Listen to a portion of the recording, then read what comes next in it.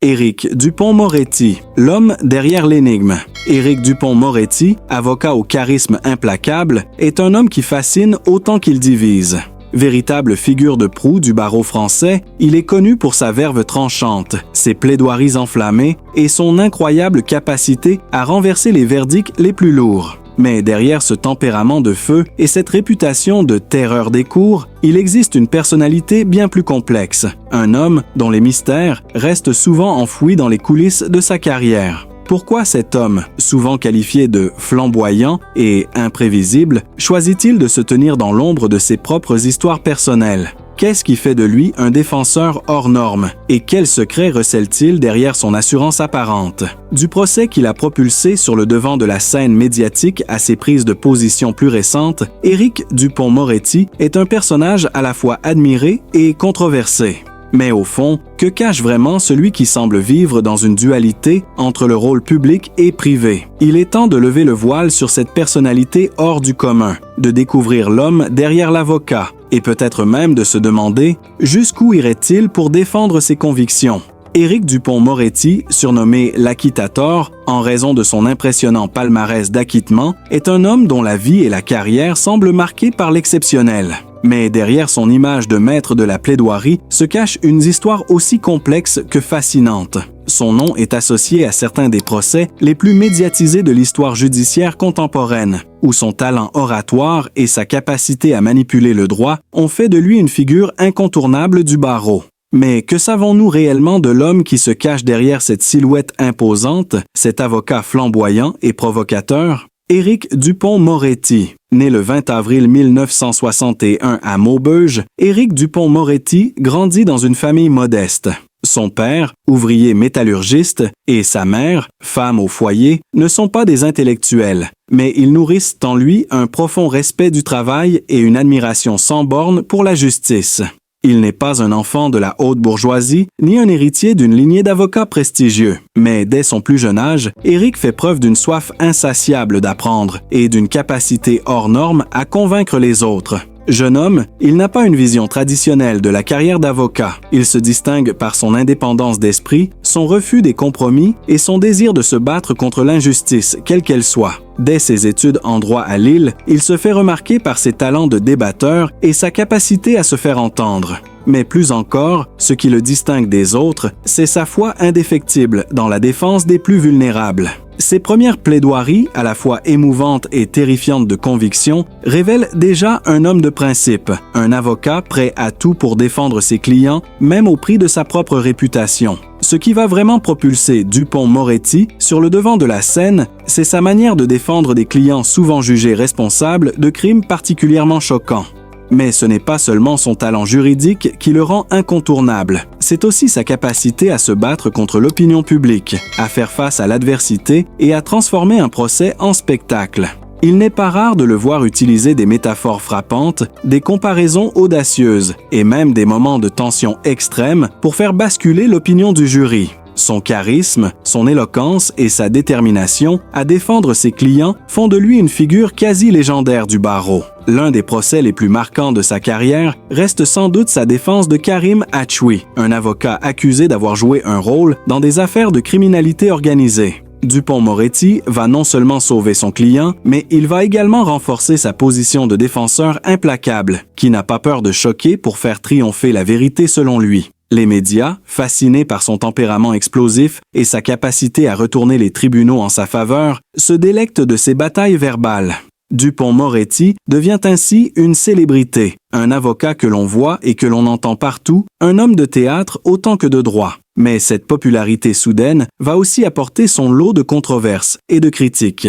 Cependant, derrière le masque de l'homme sûr de lui, Éric Dupond-Moretti a aussi vécu des épreuves qui l'ont profondément marqué. Il n'est pas l'homme que l'on croit. Son ascension, si brillante soit-elle, ne doit pas faire oublier les tragédies qui jalonnent sa vie. L'un des moments les plus sombres de son existence est la perte tragique de son frère, décédé alors qu'il n'était encore qu'un adolescent. Ce deuil brutal va bouleverser sa vision du monde et sa compréhension de la justice. Pour lui, la justice ne doit pas seulement rendre des verdicts, mais elle doit aussi réparer les torts et apaiser les souffrances. Cette perte précoce va forger sa conviction que le droit n'est pas une simple question de règles abstraites, mais un outil au service des êtres humains.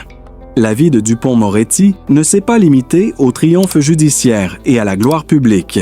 Derrière les lumières de la scène médiatique, il y a aussi des moments de solitude profonde, où il a dû affronter ses propres démons. Le divorce, la pression constante des attentes extérieures, les accusations parfois injustes ou exagérées portées contre lui ont contribué à construire une personnalité complexe, entre lumière et ombre. En 2020, Éric Dupond-Moretti surprend tout le monde en acceptant le poste de ministre de la Justice sous le gouvernement de Jean Castex. Ce choix est un tournant majeur dans sa carrière. L'avocat, qui a longtemps critiqué les institutions judiciaires, devient un acteur du système qu'il a toujours défendu avec ferveur. Son arrivée au ministère de la Justice soulève immédiatement des questions. Est-ce une trahison de ses principes ou une évolution logique d'un homme qui veut changer les choses de l'intérieur? Les critiques fusent. Certains le voient comme un opportuniste, un avocat qui a voulu se rendre indispensable au pouvoir politique, tandis que d'autres saluent son pragmatisme et son engagement pour réformer la justice. Ces décisions, parfois controversées, alimentent le débat public, mais Éric Dupond-Moretti semble avoir trouvé un nouvel élan, un défi de taille qui, loin de l'effrayer, lui donne l'opportunité de s'attaquer aux injustices qu'il a toujours dénoncées. Éric Dupond-Moretti, à force de croiser le fer avec la justice, s'attire également la rancune de certains, et les conflits sont nombreux. Sa relation avec la profession d'avocat, ses critiques de la magistrature et sa vision parfois radicale des réformes à mener ont fait de lui une figure controversée, détestée par certains, admirée par d'autres. Mais au-delà de ces querelles publiques, ce qui marquera les mémoires, c'est l'homme qui, malgré ses réussites, garde au fond de lui une vulnérabilité qu'il masque derrière son arrogance apparente. Le conflit intérieur entre son image publique et ses tourments personnels fait de lui un personnage ambigu, tiraillé entre les rôles de justicier et de victime, entre l'homme de droit et l'homme tout simplement humain. Aujourd'hui, à 63 ans, Éric Dupond-Moretti semble avoir atteint un point tournant de sa carrière et de sa vie personnelle. Le rôle de ministre de la Justice lui offre une plateforme unique pour agir sur le système judiciaire, qu'il a toujours défendu et critiqué. Mais la question demeure, cette nouvelle phase de sa vie sera-t-elle celle de la rédemption, de la réparation de ses erreurs passées et de la guérison des blessures qu'il porte?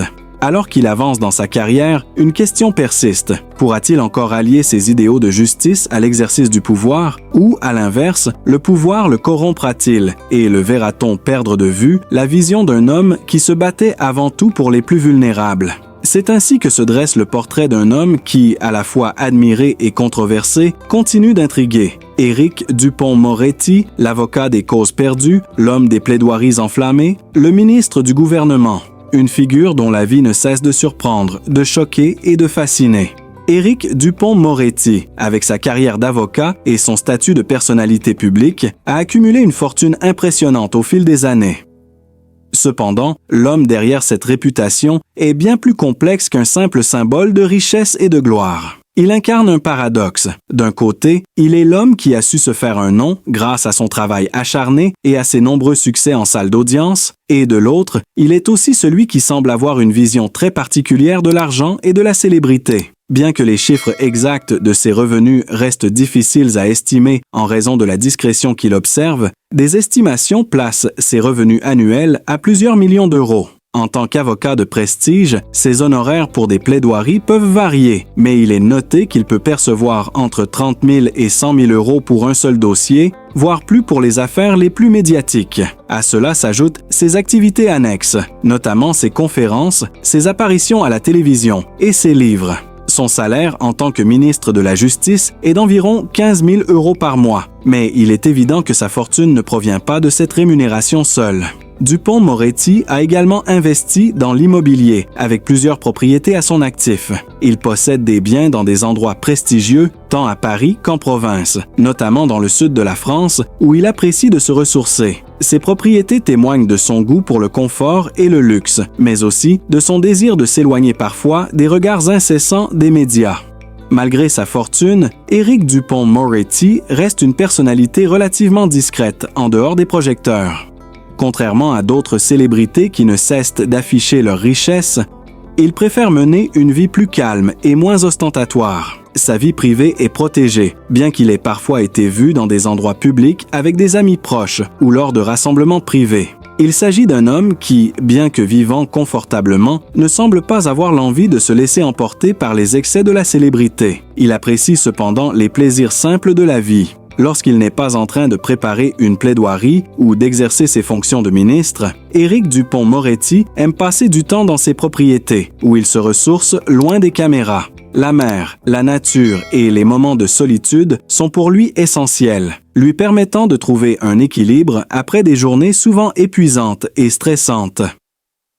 Ses loisirs sont également liés à sa passion pour les livres, les arts et la culture. En tant que fervent défenseur de la liberté d'expression, il est souvent vu en train de lire des ouvrages sur l'histoire du droit, mais aussi des romans ou des biographies de figures historiques qu'il admire. Dupond-Moretti est un homme cultivé, toujours en quête de connaissances et de nouvelles idées. Mais avec la richesse et la célébrité viennent souvent les critiques. Dans le cas de Dupond-Moretti, ses revenus et son mode de vie n'ont pas échappé à la vigilance du public et des médias. Certains l'accusent de mener une vie trop luxueuse, en contradiction avec son discours de défense des plus vulnérables. Son apparition en tant que ministre de la Justice a intensifié ses critiques, car beaucoup voient en lui un homme d'affaires davantage qu'un simple défenseur des principes de justice. Les opposants à sa vision de la justice et de la politique s'interrogent sur ses investissements personnels, sa manière d'exercer son pouvoir et sur le fossé entre les valeurs qu'il défend en tant qu'avocat et celles qu'il incarne en tant que ministre. Ces critiques, bien que parfois sévères, semblent ne pas affecter Éric Dupond-Moretti. Son caractère affirmé et son goût pour la confrontation, qui lui sont si utiles dans les affaires judiciaires, semblent également l'accompagner dans ses choix personnels et professionnels. Malgré cette attention portée sur sa fortune et ses choix de vie, il est important de noter que Dupond-Moretti a également investi dans des causes qui lui tiennent à cœur. Il a été un ardent défenseur de la réforme de la justice, un domaine qu'il estime essentiel pour garantir l'équité pour tous, indépendamment de la classe sociale ou des ressources financières. En cela, il se voit aussi comme un homme de principe, qui utilise son influence et ses moyens pour défendre ses valeurs. En dépit de son immense succès et de sa fortune, la vie d'Éric Dupond-Moretti est marquée par une recherche constante de sens. Loin des feux de la scène, il fait face à ses propres démons et à une réflexion continue sur la manière de gérer sa célébrité et ses responsabilités. La politique, notamment son rôle de ministre de la Justice, lui a permis d'assumer un autre type de pouvoir, celui de changer les choses à un niveau plus institutionnel. Mais cette position a aussi alimenté ses contradictions internes. Sa fortune et son mode de vie, bien qu'incontestablement luxueux, ne sont que des aspects extérieurs d'un homme en quête de rédemption. D'une quête pour rendre justice, non seulement dans les salles d'audience, mais aussi dans sa propre existence. À travers les épreuves et les critiques, il cherche à réconcilier son passé d'avocat de la défense avec son rôle actuel, celui de réformateur au sein du gouvernement. La richesse ne semble pas être un objectif final pour lui, mais plutôt un moyen d'atteindre une certaine forme de liberté, celle de pouvoir s'engager pleinement dans ses convictions et de mener des batailles pour un système judiciaire plus juste. La vie d'Éric Dupond-Moretti, malgré son succès indéniable et sa fortune, reste une histoire de contradictions et de luttes intérieures. Son parcours est celui d'un homme qui a su allier ambition et principe, richesse et engagement dans une quête incessante de sens et de justice. Et si cette dualité continue de fasciner, c'est parce que finalement, il incarne parfaitement l'idée que la véritable richesse ne réside pas seulement dans les biens matériels, mais dans les principes que l'on défend et dans l'impact que l'on a sur le monde.